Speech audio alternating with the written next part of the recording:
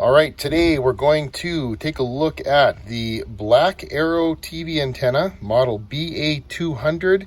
This comes from SkyBlue Antenna Company. SkyBlue makes a high quality line of TV antennas, and they're only available in the US through Ness Electronics, located in Burnsville, Minnesota.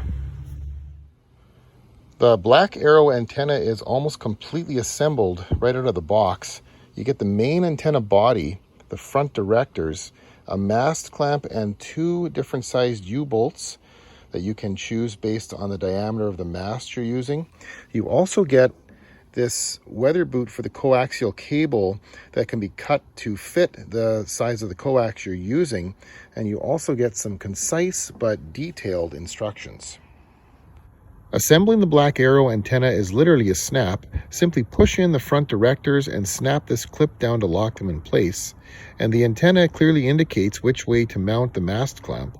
And after that, all you'll need is a 10mm wrench to tighten down the U-bolts to mount it to a post. Fully assembled, the Black Arrow is just about 4 feet long, and at its widest point is about 34 inches. It has a nice black painted finish on it and a very sturdy, well-built feel despite being a very lightweight antenna. It's made of almost all metal, I believe aluminum, which is why it's so light, with very little plastic built into the design. It also has this integrated RF connector here, which is nice because that'll keep your coax connection protected from the weather. And also, you won't have to worry about any dangling wires from a transformer that might possibly break.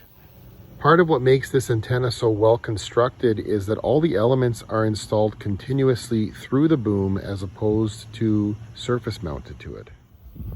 And looking at the elements for a minute here, these front directors are all smaller for the UHF channels, with the active UHF elements being right here.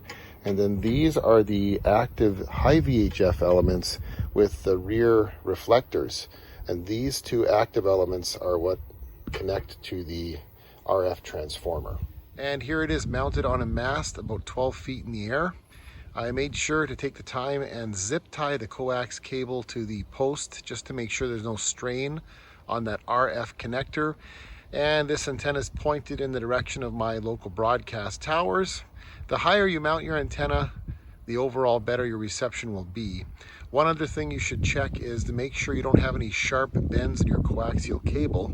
And now we can go inside and see how the Black Arrow antenna performs. And running a channel scan, all three of my local TV stations are coming in.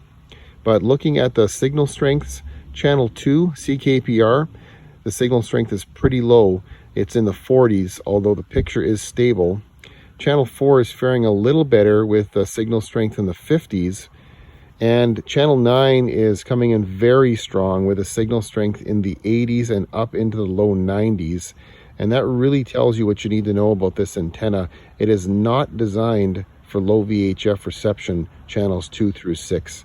Given the size of this antenna, it's clear that it's designed to receive channels 7 through 13 on the high VHF band and channels 14 through 36 on the UHF band. That's why we're getting so much gain on channel 9. It's right in the middle of the high VHF band. Now channel 2 only coming in with such a low signal strength into the 40s like this means that it's really on the threshold of either being received or being lost.